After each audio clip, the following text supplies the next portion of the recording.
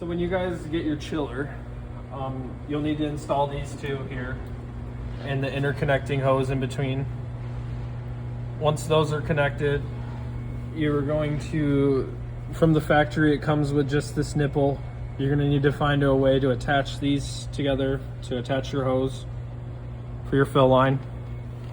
Once that's attached, you can go ahead and turn this valve to the onward position, which will allow the water to flow through.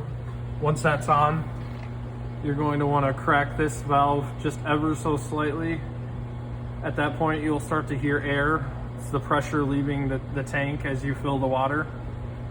You're going to leave this slightly cracked, and as it fills, you're going to watch this gauge. With the chiller being off, the gauge is going to hit right around 1.5 bar.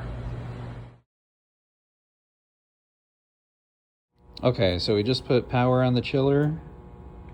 You can see it's starting to turn on the display here. We've got the snowflake indicator flashing. We're gonna wait for that to turn solid, and once it does, the chiller should start running its pump. If for whatever reason your chiller is beeping and you get an ALC1 alarm, that means that 2 of your phases need to be swapped on your incoming power. Once this indicator goes solid, we can hear the chiller kick on its pump, and we're going to set the temperature here. And all we're going to do is we're going to go ahead and hold that set button until the display changes. It'll show set C with the blinking Fahrenheit number.